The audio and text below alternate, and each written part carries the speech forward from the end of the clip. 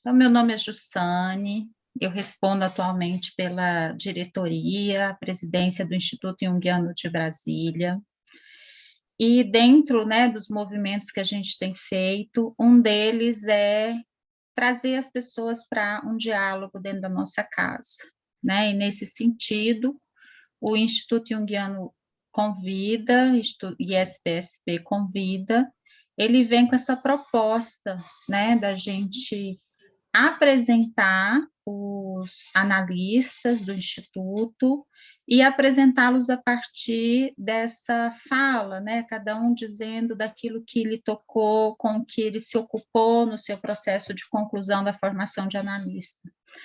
Hoje, Karina entrevista Ricardo, e o Ricardo vem trazer o tema o legado junguiano, né? O que que Jung deixou, né? Quando a gente, e Ricardo com uma história de estudos aí pode dizer dessa obra, né? Como que o Jung vai construindo isso.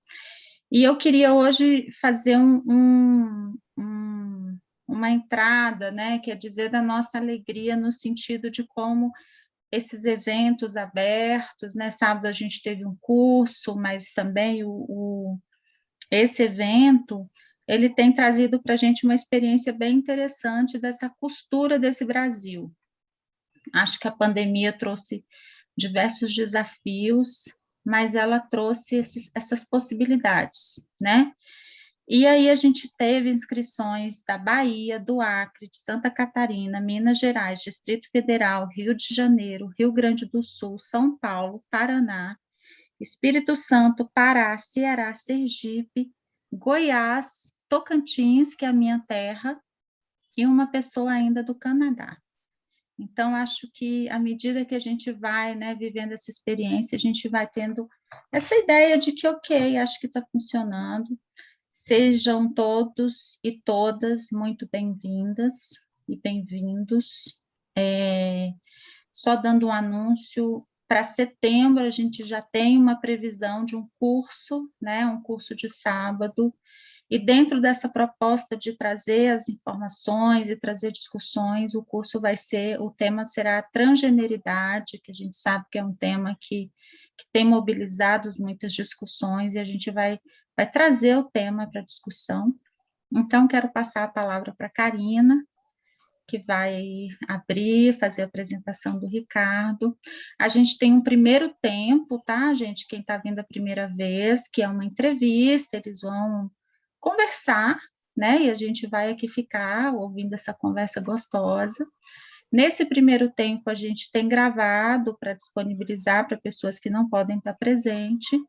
Num segundo momento, a gente abre para uma conversa com quem está presente, e aí essa conversa, a gente não tem gravado no sentido das pessoas se sentirem mais confortáveis, né, para falar, para participar.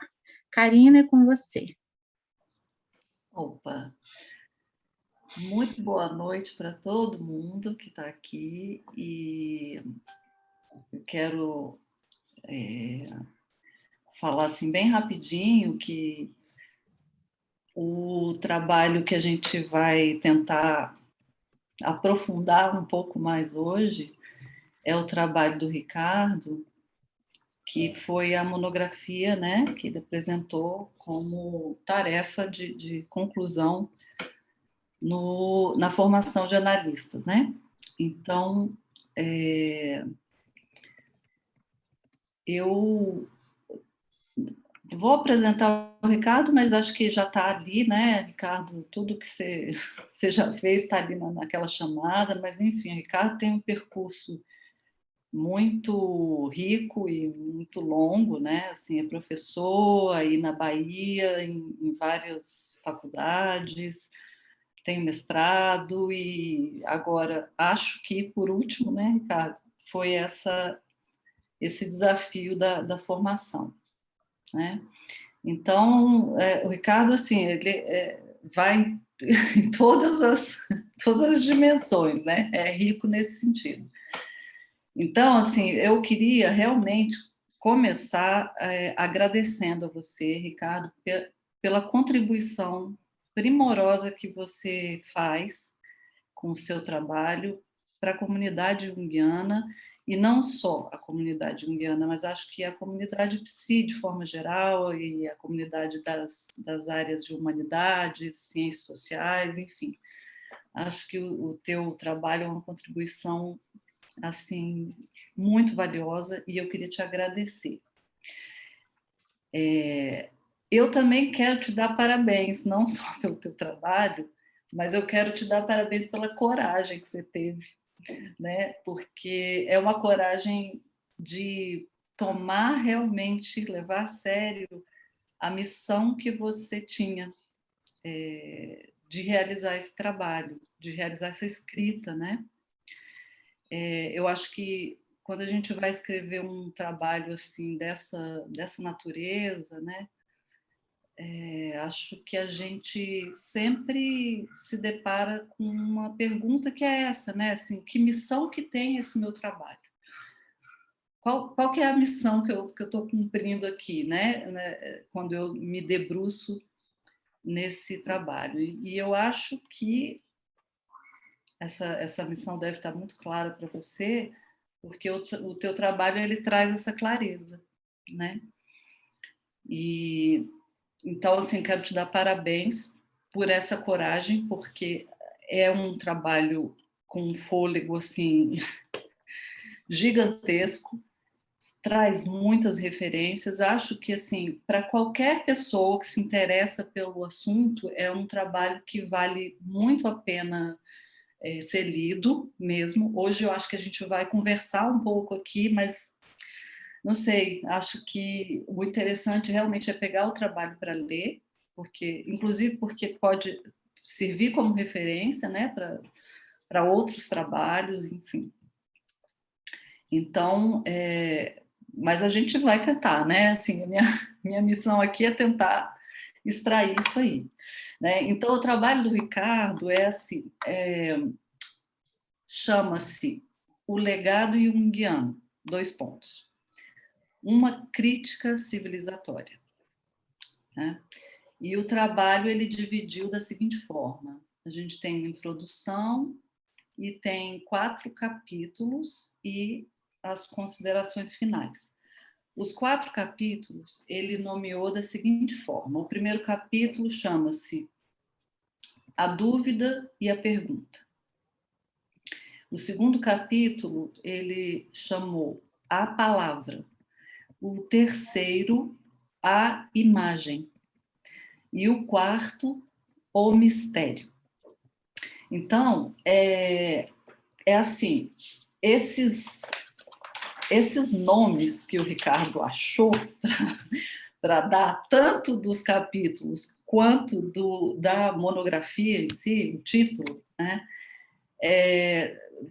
são muito felizes, né, porque já vai te entregando assim o que ele vai te oferecer, né, já de antemão. Então, eu gostaria muito de começar pelo título, porque eu acho que o título já faz uma provocação, né, Ricardo? Essa crítica civilizatória, né?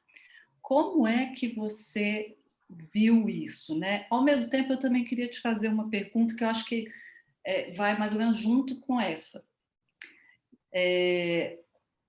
Eu fiquei pensando, né? Assim, a gente fala muito, né, sobre conversar sobre teoria, mas que seja uma teoria viva, né? E nessa questão de teoria viva, eu fiquei me perguntando assim: em que momento será que você se deparou com a questão que você iria percorrer e a questão que você iria mergulhar, né? E que você mergulhou, né? Mas deve ter tido algum ou alguns momentos em que você se deparou, se deu conta, né? De que aquela era uma questão, aquela era uma interrogação que se colocava, né? Então, eu queria te colocar isso para você trazer essa vivacidade, né, de toda a construção que você fez, de todo o arcabouço teórico junguiano também, né? Mas de uma forma viva. Então, como que isso te atravessou? E então, junto com essa questão do título, né? Porque a civilização, a gente fica pensando, civilização é diferente de cultura, né? Civilização é algo que traz algo novo, né? Que é no campo das artes, da política, da religião, da ciência. Algo civilizatório é algo que traz como se fosse uma coisa melhor, né? É diferente de cultura nesse sentido. Então, me fala aí, fala para a gente aqui sobre esses 2 primeiros pontos. Ok, querida. Obrigado pelas perguntas, pelos elogios e pela sua dedicação, né, em ler com cuidado e deixar que o texto também conversasse com você, porque a ideia do meu texto é um texto aberto, é um texto de relação dialética, é um texto de provocação e de pergunta. Então, obrigado pela sua receptividade. É um prazer muito grande para mim estar nesse fórum de debate, apresentando um pouco do meu texto, um pouco do meu trabalho, da minha pesquisa, que é uma pesquisa da vida. Eu estudo Jung há 28 anos e sou terapeuta há 25 anos, assim como sou professor, sempre dedicado a aprofundar as questões da psicologia analítica. Então, é um prazer, tendo passado esse tempo e tendo escrito esse texto, poder compartilhar com vocês algumas questões, alguns sentimentos e algumas emoções. Quando a Karina traz a questão do título, né, o legado junguiano, uma crítica civilizatória. Parece que são duas coisas. Eu escrevi assim para parecer que são duas coisas, porque não são. É a mesma coisa. Na minha leitura, o legado junguiano é uma crítica civilizatória. O legado junguiano não é um sistema teórico-metodológico que habilita as pessoas tendo acesso a um conhecimento e a uma teoria estarem autorizadas a uma prática, como a gente vai observar de forma muito clara na psicanálise e em outras abordagens em psicologia. Mas se eu separo, também há uma intenção nessa separação, porque também tem uma ironia. O legado junguiano, falar do legado junguiano para um autor que desejou profundamente que não houvesse junguianos. Isso está escrito aqui, no volume 2 desse livro de cartas, são 3 volumes pela editora Vozes, que vale muito a pena as pessoas interessadas em psicologia analítica terem acesso a esse material, porque aqui a gente vai poder se aproximar de um Jung, voltando ao que a Karina traz, de um Jung que é vivo. Me interessa um Jung que é vivo. Não me interessa o Jung que promete verdades que ele nunca prometeu, mas usam o Jung para prometer verdades, inclusive verdades fáceis.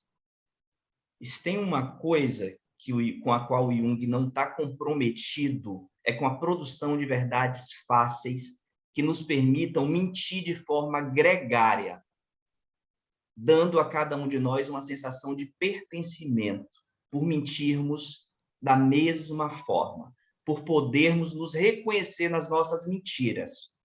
Eu acho que essa é uma questão importantíssima do ponto de vista do que eu estou chamando de crítica civilizatória, mas eu chego já já aí. Tem uma questão antes disso, que está aqui numa carta dele de 1946 a um colega, o senhor Van der Hoop, um holandês, onde, entre as coisas que ele coloca nessa carta, ele diz o seguinte: só espero e desejo que ninguém se torne junguiano. Eu não represento nenhuma doutrina, mas descrevo fatos e apresento certos pontos de vista que julgo merecedores de discussão. Critico na psicologia freudiana certa estreiteza e preconceito, e nos freudianos, certo espírito rígido e sectário de intolerância e fanatismo. Não advogo nenhuma doutrina pronta e fechada, e abomino partidários cegos. Deixo a cada um a liberdade de lidar a seu modo com os fatos, pois eu também tomo esta liberdade para mim. O Jung que me interessa é esse, que está escrito nas cartas. O Jung que me interessa é esse, que escreve as obras completas. O Jung que me interessa é o que escreve o livro vermelho e os livros negros e mais uma série de documentos que estão por vir. O Jung que me interessa é o Jung que entende que o nosso modelo civilizatório, que confunde subjetividade com a unidade da consciência, é um modelo de subjetividade trágico e falido. É um Jung que se questiona diante da tragédia: que mundos há por vir? O que é o homem para além do que o homem inventou e chamou de homem, e chamou de humanidade? Então, pensar o legado junguiano é pensar em uma pergunta, talvez uma não, muitas. E aqui eu não estou falando de perguntas que têm a promessa da resposta. Eu estou falando aqui de perguntas que têm a promessa de uma outra pergunta em seguida. E uma outra, e uma outra. Porque quando Jung coloca para a gente, né, eu não gostaria que houvesse junguianos, o que ele está dizendo e nos confrontando é que nós tivéssemos coragem de correr o risco da nossa própria aventura, que nós tivéssemos coragem de sofrer pelas coisas certas. Entendam-se sofrer pelas coisas próprias. Sofremos pelas coisas certas quando temos coragem de sofrer pelo que é próprio. Ele dizia, junguiano, só eu pude ser e espero que não haja seguidores. É uma pena, ele não vai poder ficar em paz em relação a esse pedido dele, inclusive por isso nós estamos aqui hoje, tá? Para não dar paz a ele e dizer que sim, nós estamos aqui em nome de um legado, nós reconhecemos esse legado e acho que tomamos a sério esse legado quando inclusive não o seguimos. Tomamos a sério esse legado quando ousamos conversar de forma clara, direta e honesta, com o risco de sermos, cada um de nós, quem somos. E de sofrer a derrota que isso significa. Porque eu estou falando aqui de um autor romântico, de um autor que se sustenta no perspectivismo nietzschiano em absoluto e que não nos permite glamourizações arquetípicas acerca da experiência humana e profunda de lidar com o desconhecido em nós. Então, acho que tem questões aí muito importantes, mas tem já pegando a sua segunda questão, Karina, quando você diz o que é, Ricardo, como que isso te atravessa, como que isso fica vivo. O Jung tem um termo que ele usa muito no livro, no volume 16, A Prática da Psicoterapia, que ele chama de fator eficaz. O que é o fator eficaz? É aquilo em nós, em cada um de nós, que gera um turning point, que gera uma conexão com aquilo que nos ultrapassa e, ao mesmo tempo, nos inclui e que nos conecta com aquilo que quer crescer em cada um de nós, apesar do nosso espanto diante disso que quer crescer em nós e que não necessariamente se identifica com aquilo que eu chamo de eu.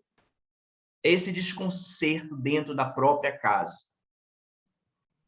E esse grande desafio. Então, quando eu penso na ideia do fator eficaz, Karina, e por que esse Jung é o Jung que vai me interessando, porque, como homem afro-indígena, nordestino, do recôncavo baiano, de uma família pobre, a grande maioria de uma família não letrada, se sentir convidado, primeiro, a entrar numa universidade, segundo, a se afeiçoar pelo conhecimento, sobretudo para contar os meus, tá? Porque quando a gente vem de uma condição dessa, a nossa relação de amor com o conhecimento, como diz o professor Jorge Portugal aqui na Bahia, dizia o mestre, vou aprender a ler para ensinar meus camaradas. Esse é o motivo, tá, da relação de amor. Primeira, então, óbvio que eu só poderia me interessar com o Jung, que parte da necessidade, que entende a importância e a precisão que a necessidade tem nas nossas vidas. E como a necessidade abre brecha, abre passagem, abre entres, abre fendas e abre rachaduras para que as coisas se movimentam. Por quê? Porque nós não estamos acabados. Nós não estamos terminados, apesar de todas as nossas circunstâncias, apesar de todas as nossas faltas.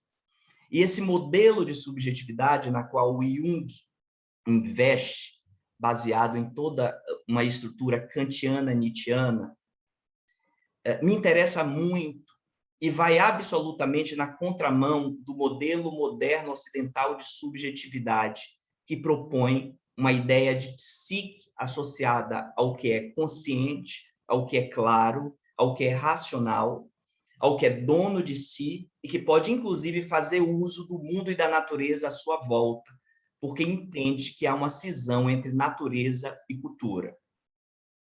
É impossível para alguém que vem da minha condição entender a cisão entre natureza e cultura, porque já fui salvo muitas vezes na vida por saber que há cultura na natureza e há natureza na cultura.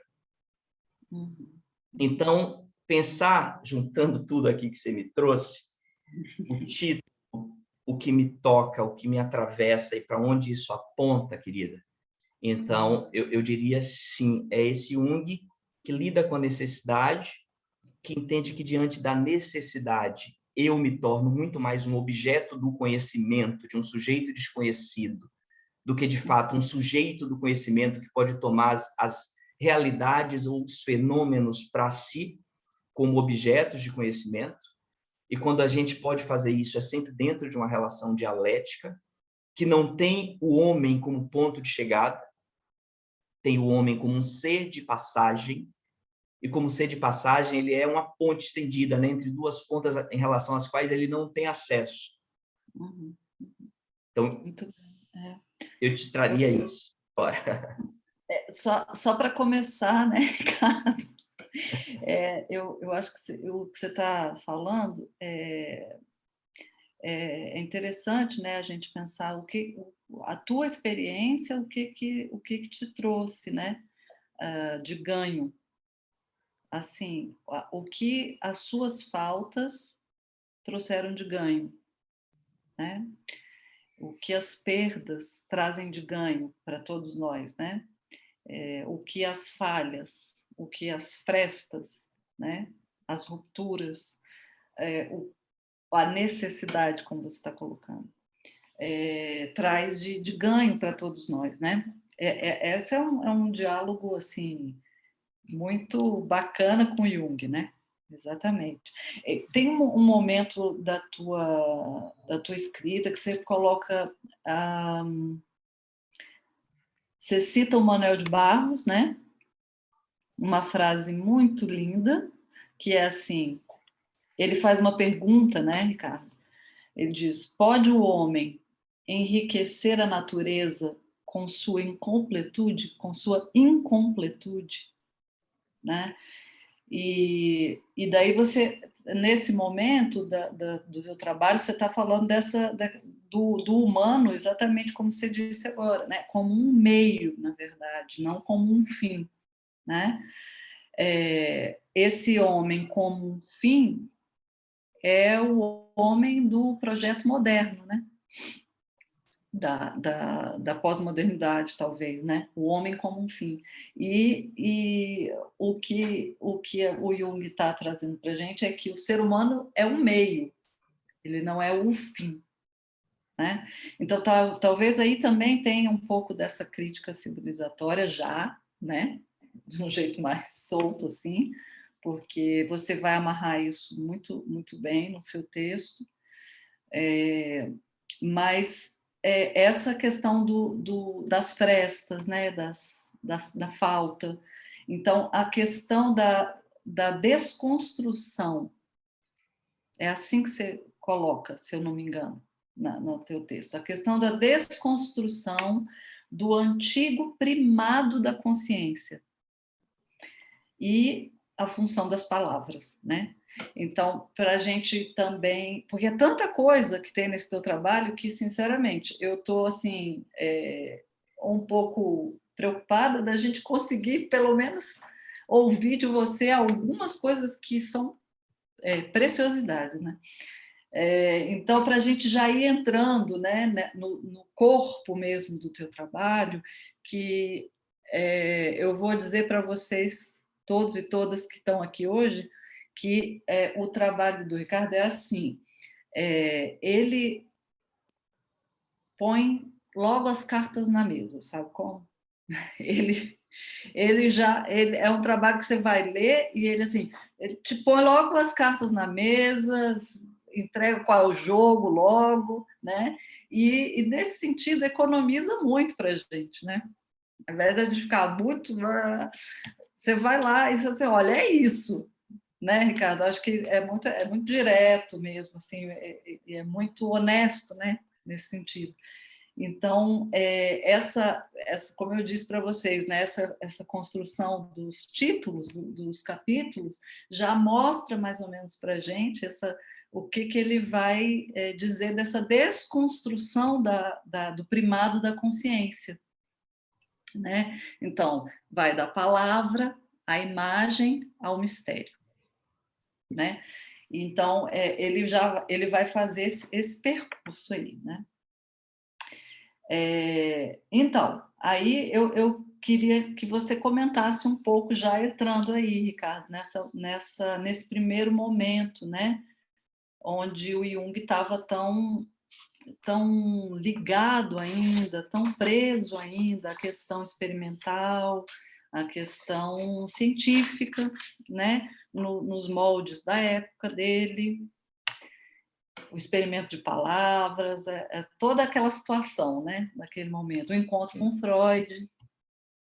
Eu acho que tem uma coisa importante, Karina, no que você traz na pergunta do Manuel de Barros. Uhum. Assim, esse trabalho ele também é fruto de muitos encontros.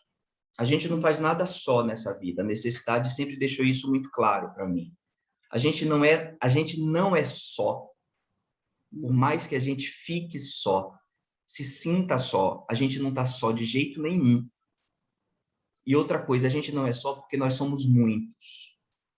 E essa foi uma coisa que sempre me provocou no Jung. Essa coragem de ser vários. Essa coragem de sustentar uma pluralidade. Uma pluralidade que o autoriza, inclusive, a desistir de si mesmo, quantas vezes forem necessárias para ser quem ele é. Uhum.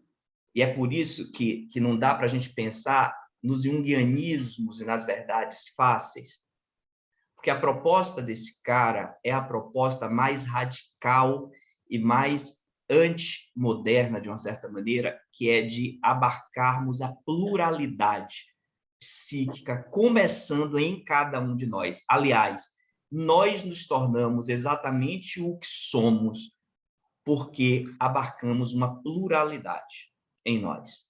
Então, é um trabalho que é fruto de encontros preciosos, que foram me organizando o meu pensamento e a minha forma de olhar, como com a professora doutora Mineres Maroni, uma grande orientadora e que se tornou uma grande amiga, o professor doutor Oswaldo Giacoia, da Unicamp, um dos maiores também conhecedores de Nietzsche e psicanálise, que me ajudou muito a organizar a minha compreensão sobre a crítica civilizatória que o Jung faz através da sua obra.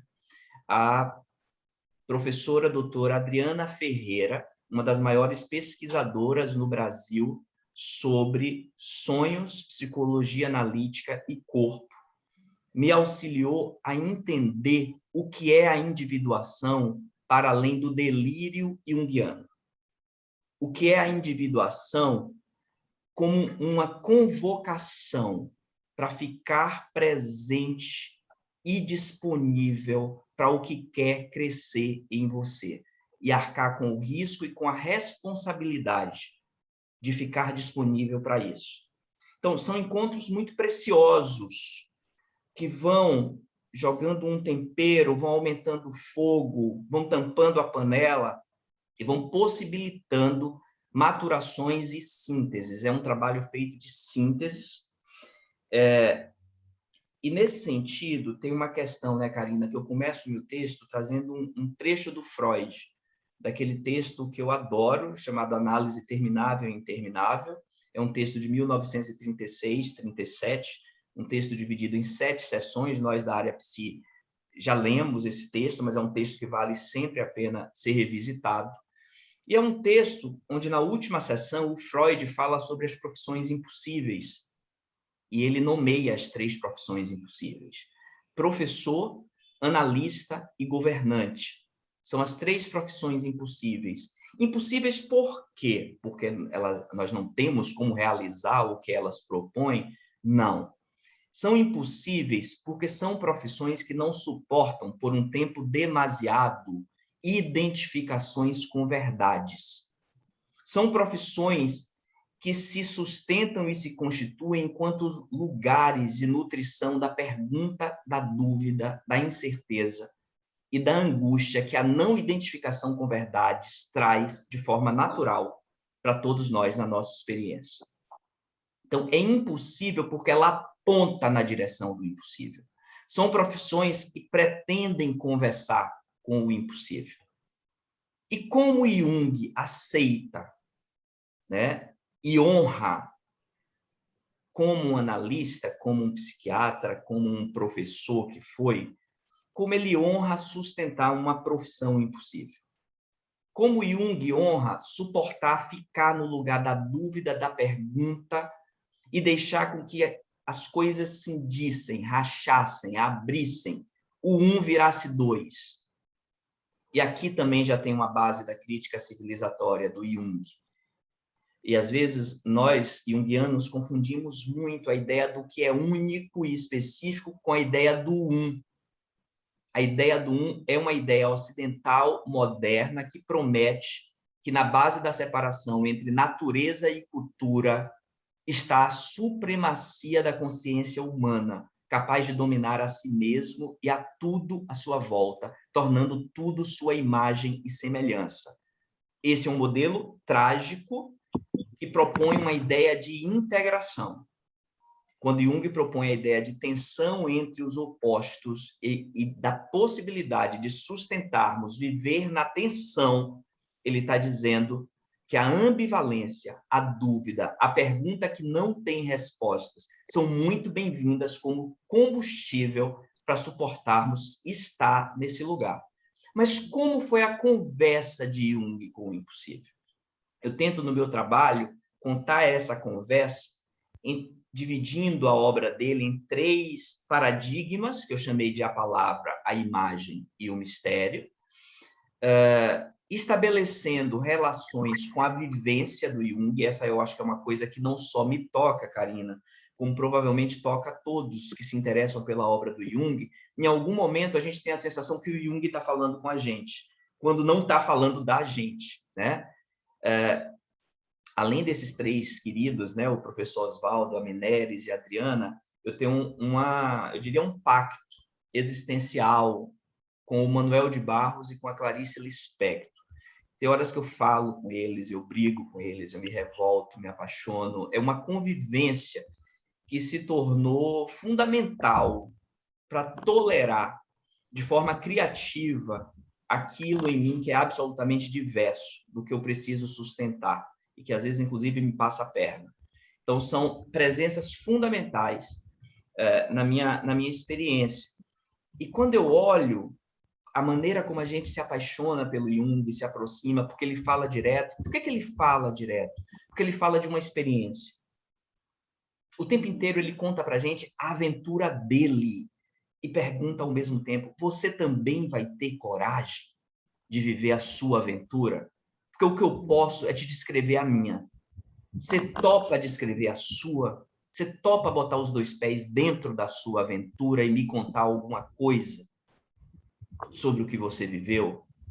Essa é a proposta radical de pensar o que é o homem para além do que nós chamamos de homem, para além do simulacro, para além da narrativa e daquilo que a palavra pode nomear. Então, quando eu pressuponho 3 paradigmas que organizam o pensamento e a vivência do Jung, não pensem vocês que eu também estou tentando estabelecer uma relação de juízo de valor entre esses paradigmas, como se eu estivesse criando estágios evolutivos do pensamento junguiano, o que seria absolutamente anacrônico e sem sentido.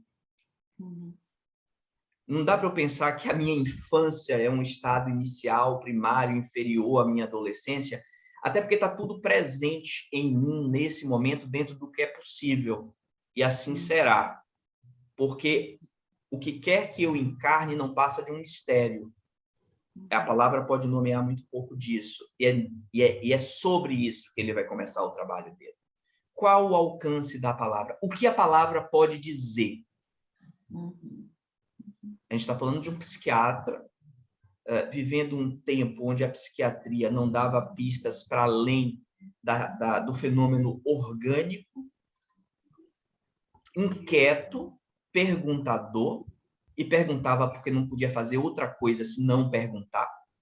Acho que essa é uma outra coisa que o Jung traz e que eu gosto muito. Eu pergunto não é porque eu sei a resposta, eu pergunto porque a única coisa que eu posso fazer é perguntar. E ele começa a perguntar porque ele não tinha outra coisa para fazer diante daqueles pacientes internados, delirantes, com o ego totalmente desestruturado. E a prestar atenção nisso que é radicalmente o outro, nisso que é o radicalmente diferente, nisso que as palavras em mim não se ajustam, que causa em mim uma desestruturação, e que eu tenho que partir da desestruturação em mim para conseguir ouvir as mesmas palavras que o outro pode usar e que não diz a mesma coisa que as minhas palavras dizem. Então, essa ideia da palavra e do estudo de associação de palavras, isso tudo vocês já devem ter lido na biografia dele, e até onde isso leva, e leva ele longe, leva ele muito para coisas muito interessantes, que é a questão da autonomia do inconsciente. Que o inconsciente não é um subproduto da consciência. Apesar dele começar a investigar o inconsciente usando o recurso principal da consciência, que é a palavra, que é a capacidade de nomear, muito rapidamente ele chega num limite em relação a isso, né, Karina? Chega uma hora que ele diz, a palavra não vai dizer, a palavra vai roçar, a palavra vai beirar, mas ela não vai dizer. Mas ao roçar, ao beirar, ela aponta, ela cria corpos, ela mostra movimentos, ela mostra afetos. Ou seja, essa ideia de um inconsciente que é vivo, que quer se expressar, apesar de tudo, né? É vivo e quer vida. Essa ideia de autonomia do inconsciente. A palavra, né? Naquele momento, né? Naquele momento era o que de melhor ele tinha, né? Digamos, acho que a gente pode falar assim, né, Ricardo? Assim, cada um desses 3 modelos que você traz, né? A palavra, a imagem, o mistério, revelam também, e isso está no teu trabalho, o momento de vida que o Jung estava, né? Então, nesse sentido, era o que ele estava vivendo naquele momento, e era o que trazia sentido para ele naquele momento, e era o que de melhor ele podia fazer, né? O que de melhor ele podia fazer na busca por essa conexão com o inconsciente, que essas alturas ele já tinha essa noção, né? O Freud já tinha falado, né, sobre o inconsciente. Então, assim, a busca dele era por essa relação, como se relacionar com o inconsciente. Se o inconsciente existe, ok, mas como é que a gente se relaciona com ele, né? Então, esses 3 modelos ele vai percorrendo ao longo da vida dele, né? Eu acho que isso é legal também de você falar um pouco, né? Porque nesse momento da palavra, do encontro dele, né? Com esta possibilidade que traz a palavra, ele estava exatamente num momento assim, como psiquiatra ainda, muito imbuído daquele espírito científico, né? E também tomado pelo encontro com Freud, né? Ele Tem estava uma nesse momento. coisa, desculpa te interromper, Karina, mas é que tem uma coisa muito interessante. O Jung usa os métodos da psicologia experimental para pesquisar o inconsciente. Todos os laboratórios de psicologia na Europa, naquele momento, usavam o método experimental e o teste de associação de palavras não era uma novidade. O Wundt usava o método de associação de palavras, mas qual era o interesse da psicologia experimental? Entender as leis de associação dos processos conscientes, vontade, emoção, volição, e entender como é que a consciência se estruturava. O Jung pega esse método, só uma pessoa que duvida e pergunta faz isso, pega o método e diz, eu não vou usar esse método para entender como é que a consciência funciona. Eu vou usar esse método para ver o que é isso no inconsciente, que funciona como se fosse uma consciência, a ponto de dizer coisas, de ver coisas, de sentir coisas, de ter direcionamentos, intencionalidade, mesmo quando a consciência do indivíduo está desestruturada. Ou seja, isso é uma coisa incrível, genial, apesar de logo ali na esquina ele perceber que esse método levou ele até onde ele pôde, mas chega um momento que ele diz, eu não vou poder ficar aplicando ao inconsciente regras gramaticais, porque o inconsciente não fala a linguagem da consciência. Se a palavra me ajudou a entender que ele se organiza de forma autônoma, e existem coisas no inconsciente que funcionam como se fossem focos de consciência, eu não posso ir além disso, porque senão eu começo a aplicar sobre o inconsciente regras gramaticais da consciência. E o inconsciente não é um texto que eu posso ler, não é uma incógnita que eu posso mudar de ordem, como na equação de primeiro grau, e dizer quanto x vale. Você fala assim no seu texto, que alguma coisa mais ou menos assim. Esse acesso ao inconsciente, que era a procura, né, do Jung, sempre foi, ele vai fazendo através desses modelos, mas sem para isso conjugá-lo, ou seja, conjugar o inconsciente na gramática da consciência, né? Você fala isso, é uma frase sua. Então é isso, né? Sem se prender, né? na gramática da consciência. Isso é uma, como é que eu diria? É uma experiência, né, radical, porque pressupõe a ficar diante do outro como outro. A palavra não vai nomear o que o outro é. Aliás, a palavra não nomeia nem o que eu sou. Eu acho que aí é um momento em que ele entende que só um modelo de base artística poderia responder de forma mais dinâmica e mais integral a isso que é o inconsciente, que é uma experiência viva. Isso que não coincide com um texto. Isso que, inclusive, no segundo momento, quando ele passa para essa ideia da imagem, a visão do Jung do inconsciente é de que o inconsciente é igual à natureza. O inconsciente é um fenômeno natural, como a chuva, como raios, como trovões, e por isso ele se expressa. O inconsciente ele não se esconde. Como um fenômeno natural, ele se apresenta, se expressa. E se nós não entendemos o que ele apresenta, é muito mais por um vício e uma deficiência nossa, e um apego em relação ao que a palavra pode dizer, e provavelmente uma dificuldade de estarmos diante do que é radicalmente outro, apesar de estar dentro da nossa própria casa, ou seja, a dificuldade de nos sentirmos estrangeiros dentro da nossa própria pátria. Como nós resistimos a esse golpe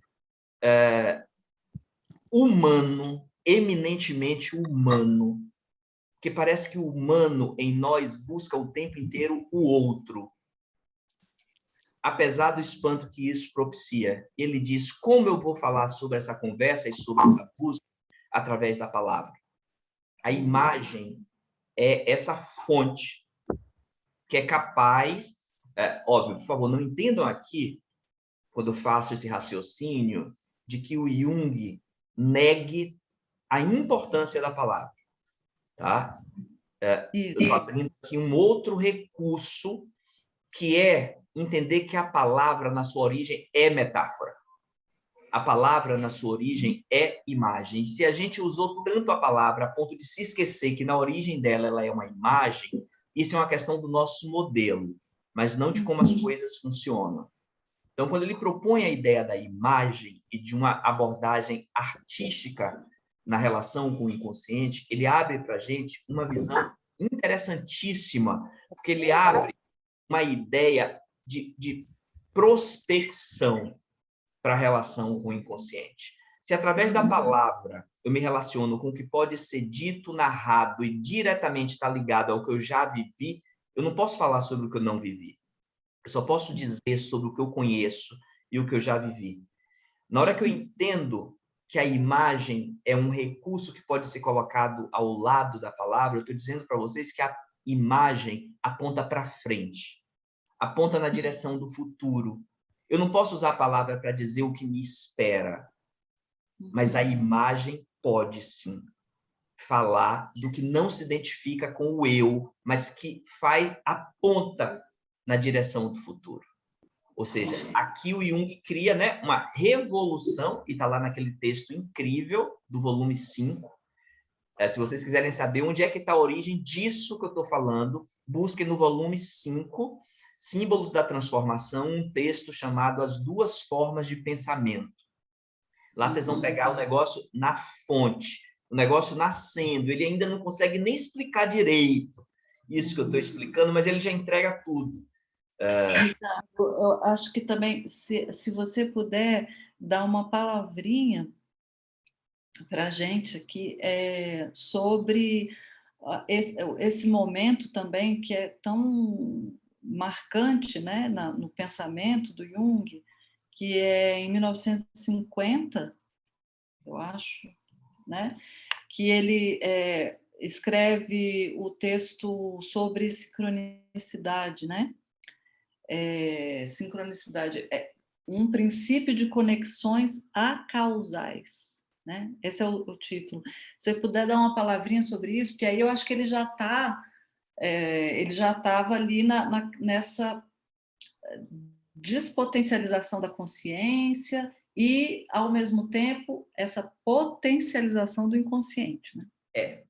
Esse ponto aí, Karina, é muito interessante, porque até onde ele vai com a imagem? Ele vai longe. Ele vai longe e ele cria uma relação. É aqui onde ele cria uma relação viva com o inconsciente. Né? Não vamos perder de vista que isso tudo vem da própria experiência pessoal dele, que ele chama no livro Memórias, Sonhos e Reflexões, de confronto com o inconsciente. É outro livro que vale a pena vocês conferirem. Tem um capítulo lá chamado Confronto com o Inconsciente, que é onde ele narra a experiência que ele vive mais ou menos entre 1911, 1912 até 1919, 1920, onde inclusive se especula que o Jung possa ter surtado. Bem, se surtou ou não surtou, a doutora Jussane que vai saber dizer. O fato, para mim, é que uso ele faz do que quer que tenha acontecido com ele. Tá? Que eu acho que é isso que, no final das contas, ele nos provoca. Como você vai usar as cartas que viraram para você?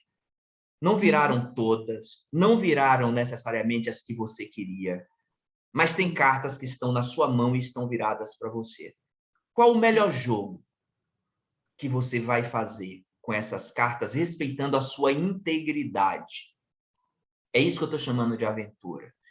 E quando ele chega num ponto, Karina, lá no uso da imagem, em que ele vai dizer: a imagem realmente trouxe a possibilidade do inconsciente se expressar como natureza e me possibilitar uma relação direta e dialética com aquilo que se apresenta.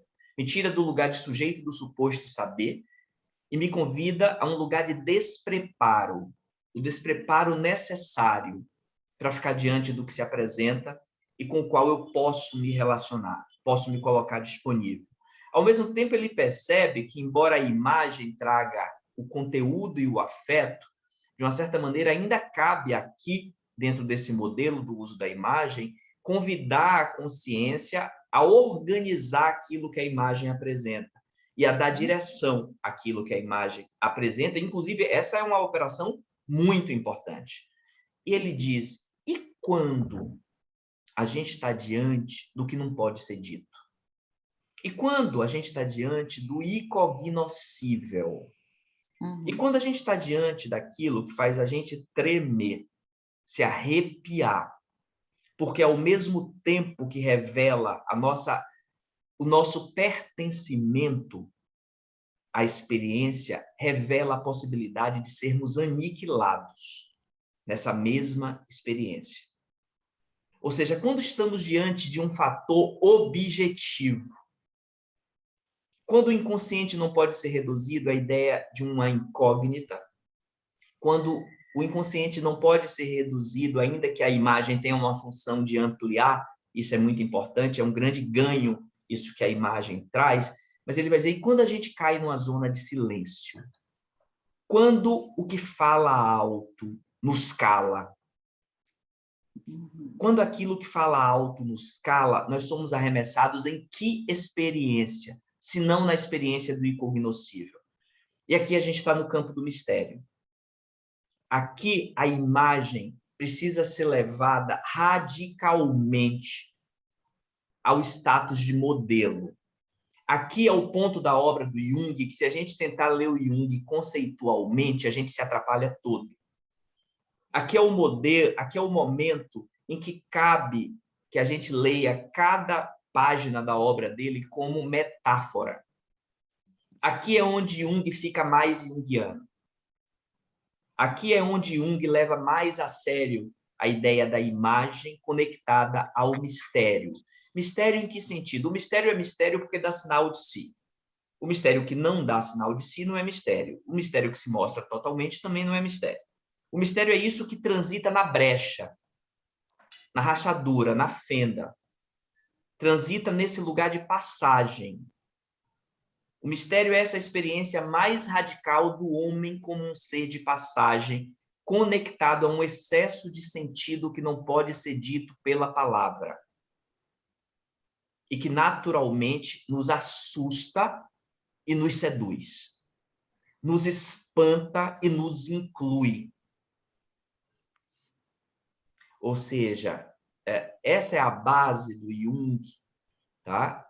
Onde ele vai chegar no texto da alquimia, não, da sincronicidade, e aqui a gente tem um Jung que trabalha com duas místicas diferentes. A mística da alquimia, que propõe uma ideia de integridade, de união dos opostos através da sustentação da tensão e de uma relação dialética entre os opostos. Essa é a mística da alquimia. E, de um outro lado, a gente tem um Jung organizado em torno da mística da teologia negativa, que é uma mística que propõe a ideia de manter com o desconhecido uma relação onde a gente não tenta tornar o desconhecido conhecido, onde a gente sustenta ficar diante do desconhecido sem nomear. E não é sem nomear porque a gente está tímido e tem a palavra, mas não vai dizer. É não nomear porque a gente está desconstruído e a gente não tem nome para chamar. Então, eu entendo, Karina, que é nesse lugar onde o silêncio organiza a melhor forma de ficar com o incognoscível. Aqui na Bahia, a gente tem um orixá que eu, além de gostar muito, o reverencio, que é o Obaloaiê. Tem algumas versões que a gente chama de Omolu, que é o curador. Aquele orixá que é coberto de palhas, porque ele tem um corpo cheio de chagas, tá? Sim. Ele é todo coberto de palhas. Na verdade, ele é um príncipe lindo, mas ninguém vai poder ver, porque ele precisa cobrir as chagas dele. Aqui no sincretismo católico é chamado de São Lázaro. Aqui, inclusive, na segunda-feira, que é o dia dele, na igreja de São Lázaro, nós vamos à missa e na saída da missa nós tomamos o banho de pipoca. Fica lá do lado da Faculdade de Psicologia, na UFBA, onde eu estudei e depois voltei a ser professor. Então, a gente sai da sala de aula, vai em São Lázaro, assiste a missa, termina a missa, a gente toma banho de pipoca com a baiana na porta. E qual que é a palavra de Obaluaiê? Atotô. Atotô, Obaluaiê. Atotô. Atotô significa, se eu fosse dar nome a uma coisa, porque isso aqui é Yorubá, tá? Então, não posso usar minha gramática para dizer o que isso é, mas talvez eu possa dizer o que isso não é. Né? Talvez eu dizendo que uma coisa não é, você saiba o melhor dela do que eu dizendo que ela é. Mas, arriscando uma tradução, a Totô é isso que diz espera, aguarda. Aguarda que você não sabe de nada. Espera, deixa o que quer ganhar uma forma diante de você e vê o que acontece com você quando isso ganha essa forma. Óbvio que eu estou falando aqui para vocês da grande aventura de confiar naquilo que a gente não controla e deixar que coisas aconteçam com nós, entre nós, enquanto a gente confia nisso. Então, qual a postura a qual Jung nos convida quando ele vai para a mística da teologia negativa para confiar naquilo que a gente não controla? Aguarda, espera. Espera porque você não tem nome para chamar o incognoscível. E o incognoscível te chama. Você não tem como chamá-lo, mas ele tem como chamar você. E Jung nos lembra o tempo inteiro, não tenta tornar o impessoal pessoal. Não traz para si o que não é si. Mantém uma relação dialética com aquilo que é objetivo.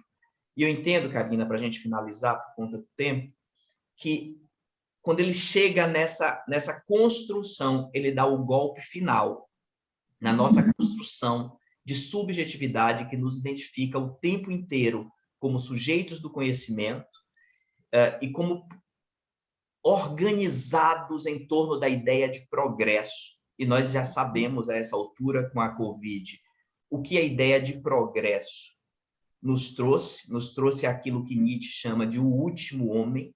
O último homem é esse homem que diz uma coisa e faz outra.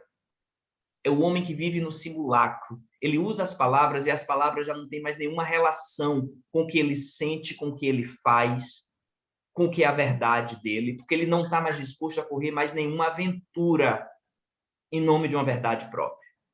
Então ele usa as mesmas palavras, legitimadas por todos, para nomear o que ele é incapaz de sustentar. Então, a gente não precisa nem ir muito longe em relação à trágica do que o modelo de subjetividade ocidental conduziu. E quando eu digo aqui também, por favor, não levem em consideração que eu estou demonizando esse modelo, porque esse modelo foi capaz de nos propiciar uma série de questões. A minha questão é, o que isso faz conosco? O que esse modelo faz comigo? O que acontece comigo vivendo nesse modelo?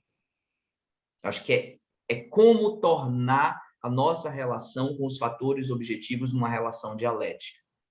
No final das contas, é a esse ponto que eu acho que ele nos conduz, e isso, de fato, passa uma grande rasteira na ideia de subjetividade moderna ocidental. É muito difícil falar do processo todo que está no texto, tá? E nem tenho essa presunção. Eu estou aqui para estar presente, disponível e me emocionar com a presença de vocês, com a presença do texto em mim, porque esse texto é um trajeto de vida, então eu estou aqui diante do meu trajeto para ficar diante de vocês. Então eu não tenho realmente presunção de trazer o texto vai ficar disponível no site do Instituto já. Pessoas que queiram o texto, eu vou botar aí o meu e-mail, me manda e-mail e a gente conversa e eu mando para vocês e a gente fica amigo e troca WhatsApp e bate papo. E se tiver em Salvador, a gente toma uma cerveja e uma acarajé, tá bom? Com máscara e distanciamento.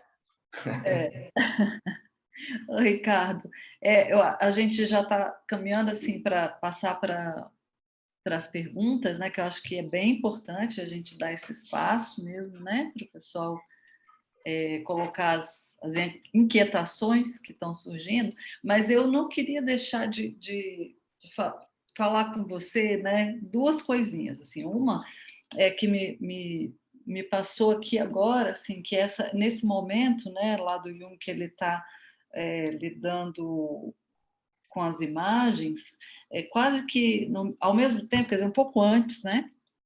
Ele no encontro dele, primeiro encontro dele com Freud, Acho que aquela historinha que todo mundo conhece, né? Que eles dois foram se encontrar, enfim, na casa do Freud, né? Ele foi encontrar o Freud, né, na casa dele, e que eles ficaram horas trancados na biblioteca, conversando e tratando de um monte de coisa. E a uma determinada altura, a estante de livros enorme que tinha lá fez um estalo, assim, como se esse estalo, esse som que rompe, né, a realidade, viesse de dentro da estante. Ninguém mexeu na estante, eles estavam lá conversando e isso acontece, né? Ou seja, assim, isso vem para a realidade. E depois disso, depois de um tempo aí, um percurso feito, eles se separam, né? Assim, há uma separação entre os dois.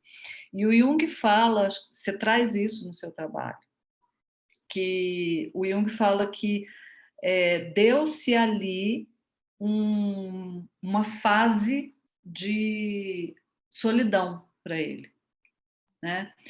E é essa fase de solidão que ele mergulha em todas essas coisas aí que a gente conhece, que vem à tona a questão da imagem, né?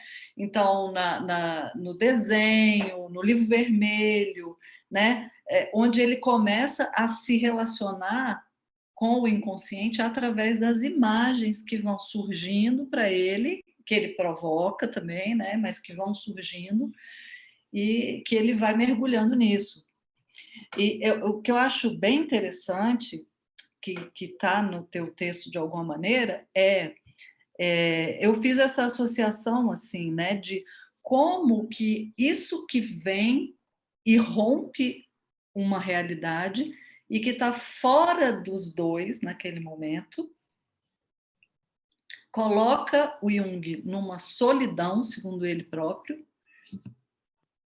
e depois o que tira ele desta solidão, e isso é dito textualmente pelo Jung, né?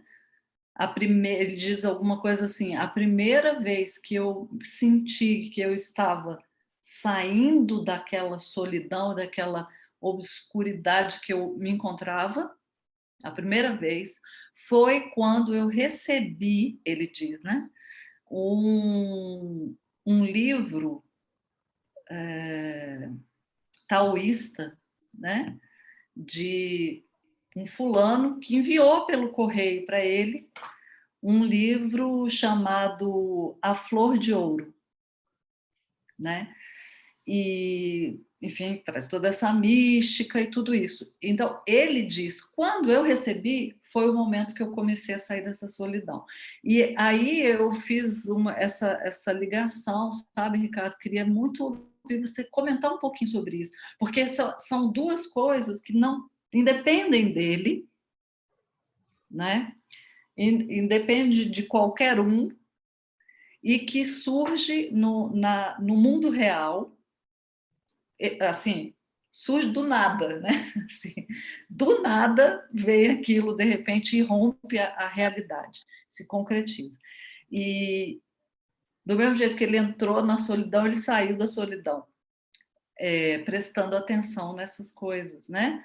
É o que a gente chama, na linguagem comum, a gente chama de sinais, né? O pessoal, assim, usa isso na linguagem comum, né? Olha, presta atenção nos sinais. Meu pai fala muito isso. Meu pai valoriza. Você fala, ó, os sinais estão aí, né? Então, o Jung, ele prestando atenção nesses sinais, ele entrou na solidão que era muito necessária a ele, mas ele saiu também, né?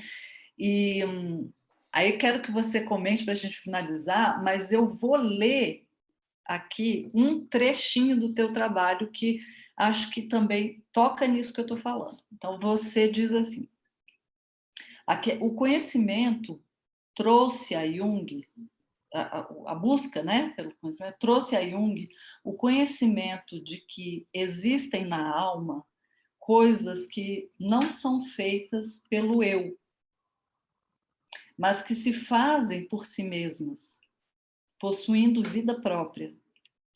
A objetividade da psique colocou Jung diante de realidades, a objetividade da psique colocou Jung diante de realidades que jamais poderiam ser pensadas sob a perspectiva do eu consciente. Essa é uma citação que eu estou fazendo sua, Ricardo, tentando amarrar aí com o que eu te coloquei antes, e aí agora acho que a gente, depois que você comentar, passa para as perguntas, tá? Obrigado, querido. Eu acho que a citação que você traz, ela organiza muito bem os pontos que você levantou. Vou ser bem rápido, porque eu quero saber o que está se passando com vocês aí do outro lado. Acho que tem três pontos que eu não posso deixar de pontuar. Primeiro, que está no livro Vida Simbólica, volume 18, um texto precioso chamado Coletividade, Individuação. Jussane, descobre para mim a referência correta. Está no volume 18. Esse texto é maravilhoso. É coletividade. Isso, Eneida. Dá uma olhada para mim e coloca aqui no chat, por favor. Tá? Logo na primeira folha está aí. E nesse texto, Jung vai dizer que a individuação começa quando a adaptação à realidade sofre uma ruptura. E por isso que ele vai dizer, a individuação não pode ser vista como uma busca consciente. Eu não posso dizer, vou no consultório da doutora Karina, que é uma analista junguiana muito boa, porque eu quero agora individuar. Então, eu vim aqui, doutora Karina, que eu estou pronto para individuar e a senhora trabalha com sonhos, e eu vim aqui olhar minha persona, minha sombra, fazer uma radiografia dos meus complexos. A senhora, por favor, me diga como é que minha ânima anda caminhando aqui, porque eu já sei que ela vai me levar para uma coisa muito elevada. O Jung, nesse texto incrível, tá? Vai dizer para a gente, a individuação. E eu vou falar para essa pessoa, a Totô. Vou falar isso. Isso aí, querida. Nesse texto, ele vai dizer para a gente que a individuação começa onde a adaptação falha. Percebam que aqui já tem uma crítica civilizatória dentro de um modelo de subjetividade que é focada na adaptação e no progresso. O cara diz, não, a individuação vai começar onde a adaptação vai falhar.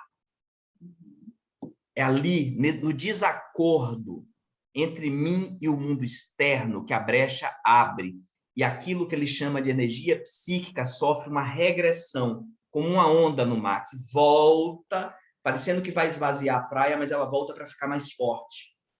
Ela volta para ganhar corpo, ela volta para fazer a onda e ir mais à frente ainda do que ela iria. Tá? Então, primeiro passo. Quando você traz a coisa do estalo e das forças objetivas, eu acho que tem uma questão que é muito importante em psicologia analítica, que é a gente pensar que nós não estamos sozinhos porque nós não somos um só. Nós ficamos sozinhos quando vivemos a nossa vida a partir de identidades fixas e acabadas. Aí é o momento em que não tem mais sinal, tem deserto. Não tem mais nada que fale. Tem a recusa do sentido. Tá? Então, acho que isso é uma coisa muito importante que Jung nos devolve, que é que nós não estamos sozinhos no mundo da psique, porque nenhum de nós é um só. Nós não estamos sozinhos porque nós somos vários. É muito importante, do ponto de vista perspectivista, a gente pensar a pluralidade como base disso que Jung chama psique. E, para finalizar, quando a gente vai falar sobre o que é o mundo real, sabe o que é que Jung diz para a gente? Ele diz, eu não tenho nenhuma ideia do que é a matéria, e muito menos do que é o espírito. Se eu chamo algo de matéria e se eu chamo algo de espírito, é porque há nesses fenômenos efetividades. E essas efetividades me interessam. Quanto ao que é a matéria em si, o espírito em si, eu não tenho nenhuma condição de dizer sobre o que isso fala. Ou seja, a gente está aqui diante de um pensador que se interessa pela relação, ou melhor, pelas relações, sempre no plural. Quais são as relações que a experiência humana propõe a cada um de nós? Então, fecho aqui para a gente saber dos nossos amigos, colegas, como essas coisas estão chegando, como isso está mobilizando, provocando. Acho que a ideia é essa, tá bom? Eu vou finalizar aqui a gravação para a gente ficar mais em casa.